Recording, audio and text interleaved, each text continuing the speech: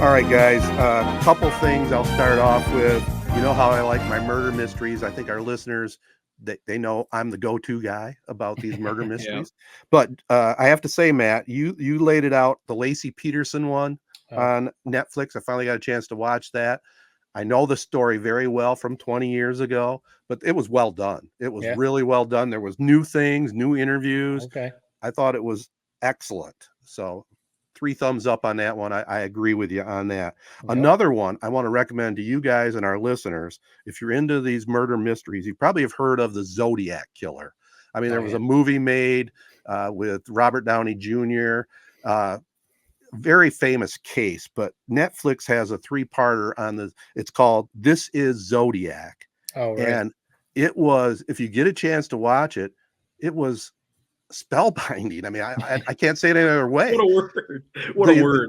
The police never figured it out to arrest the guy that did it. You watch this thing, it was spellbinding. But you watch this and you know who the Zodiac Killer is, but he never got arrested or convicted. I mean, I was gonna say, what is the deal? What is the deal with him? Is he caught? Is he not? Is he no? So what do you mean he was never convicted but was caught? They pretty much know who he was, but they didn't have enough evidence to convict him. This was pre DNA stuff, right? And the murders happened between 68 and 72. He used to write coded messages to the newspaper, the San Francisco Chronicle. I mean, it's just, watch this documentary. It'll blow your freaking mind. I'm not kidding you. It's three parts, 3 quick watches. I need to watch that. Definitely check it out. It's well worth it. Because the movie, I don't know if you've seen that movie, Jared, or you too, Ted. The movie's fantastic too. It's one of those where it's like you watch it and there's some twists and turns or whatever that you're like, holy crap, I didn't see that coming. You watch it one time and you almost don't want, like, I haven't watched it now in a long time, so I kind of want to watch it again because you don't want to ruin it or whatever. But no, we'll have to watch that doc. Yeah, check it out. Those are my 2. I wanted to agree with you and then throw that one out there that I highly recommend it. That's definitely 3 thumbs up. Well, thanks for agreeing with me. I always appreciate when my recommendations get the Tedertainment Tonight pass. Sometimes I feel like my recommendations, they get put on the back burner because you're usually on top of the ones. I will say I recommended New Girl, and you did give that a try, and you liked that. That was a clever little show. Yeah. So yeah, we haven't done Tedertainment in a few weeks. I brought up, I started the Menendez Brothers show on Netflix. Right. There's the drama, I guess that's a dramatization of the whole thing. And I know, Ted, you started it. Did you? 2 episodes in so far. Okay. Yep. Yeah. It's worth finishing. I mean, you saw the first 2 episodes, it gets better throughout. And that's just a really interesting story anyways. And the actors in that are really good. Jared, I know you're not big into those kind of shows, but have you watched that? Yeah, well, I've been hearing about it. So I know I haven't watched. I should, because it seems like it's the hot topic everyone's talking about. Is this trial literally going on right now? That was so no. The original trial ended in the mid-90s, right around the same time as OJ. It's kind of crazy. The OJ trial and the Menendez brothers were around the same time. And there's actually a connection, some of the attorneys and stuff like that. So it's all just kind of crazy. Well, and it was out in Beverly Hills, where the OJ stuff, so there's all those kind of connections. But so no, they've been in, it's not a spoiler alert at this point, but they've been in jail since then. But that's part of the show. And then there's another documentary on Netflix that it's called the Menendez Brothers Tapes or something like that. And it's interviews with the Menendez brothers from jail. And they're talking about it. And the DA out in LA now, or, wherever it is wanting to retry the case because, the whole thing is their defense is that they were, abused as kids. And it was basically self-defense is their whole case. But back then, they didn't see child abuse, especially against young boys. Yeah. They didn't really take it that seriously. And that's part of the huge issue and topic and stuff like that. So the DA now, so your question, they are trying to take it back to court so they can get these dudes out of jail, which is kind of crazy. But. Yeah. In fact, I don't think they're going to try them. I think they're going to release them. Really? Well, how many? So what do they got left? Like, are they like 20 years left, or they were in there for life? Yeah. Life. So they really they got their payback on this guy. I would guess. Just watch episode 1. You'll see the payback on the parents. I'll tell you that much. So it's okay. That was some gruesome stuff, wasn't it, Matt? Yeah, they killed both their parents, and it's the brothers. So yeah. Pretty crazy. But so the show was made by the same people that did the Dahmer show. Yes. Some of the episodes, it's not the same director and writer for every episode, but some of them were. So yeah, it's intense. There are some episodes too there. I think I mentioned it before. If you don't like certain topics, about that whole story, there's some episodes that are like, this is kind of a tough watch, but it's an interesting story. I got just one thing. It's more of a teaser maybe for next week. The NBA. Can we solve it? Let's think on it. Maybe you guys love it. I don't know. It's the season started. It's come and went. The Bronny storyline I followed. Watched him play with Bron opening night. Haven't really tuned in really since. Can we solve it? I'm just going to leave it at that. There's something amiss with the NBA. I don't get it. I just read that the ratings are down again. Yeah. You got to figure something out with this league. It's too good of a sport, too good of players.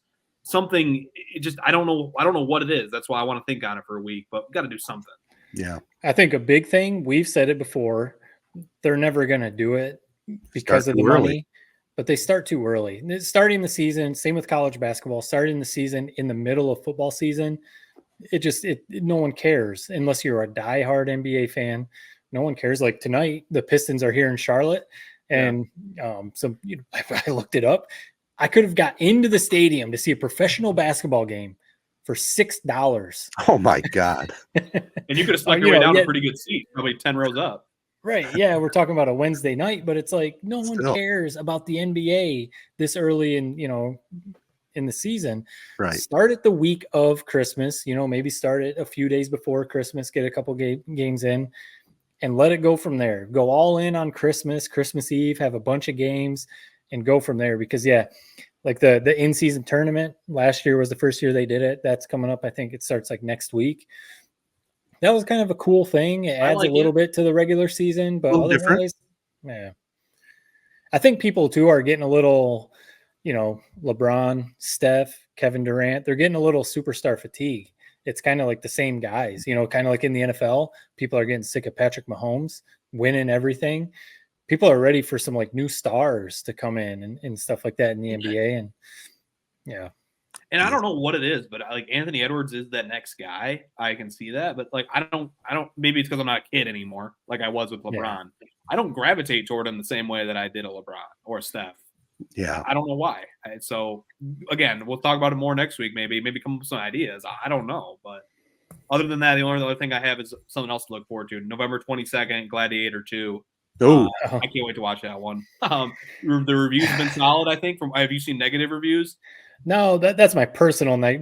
Gladiator is one of my favorite movies ever. I mean, Russell Crowe was tremendous. So good. And I was in high school when that came out. We watched that so much.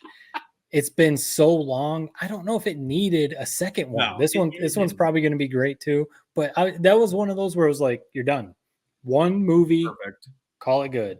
Yeah. So it was perfect. And I probably won't love it just because you're exactly right. It wrapped up so perfectly. And we're doing sequels for everything. Like, you know what one's gonna be terrible? I'll bet my life it's terrible. Happy Gilmore too.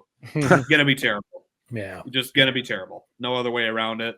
Gonna be terrible. Yeah. So, I don't think Gladiator is quite that extreme. Like I think they have a good cast and early reviews seem to be positive. So we'll see. But that's a movie you got to see in the theaters, regardless if it's good or bad. You got to for sure. Really appreciate it. Got to see it in the theater. I should know this, but is Ridley Scott directing that too? Yeah, like he did the first one.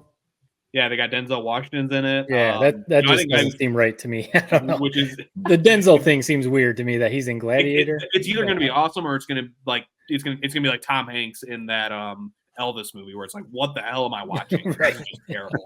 It's one of two ways. So we'll see.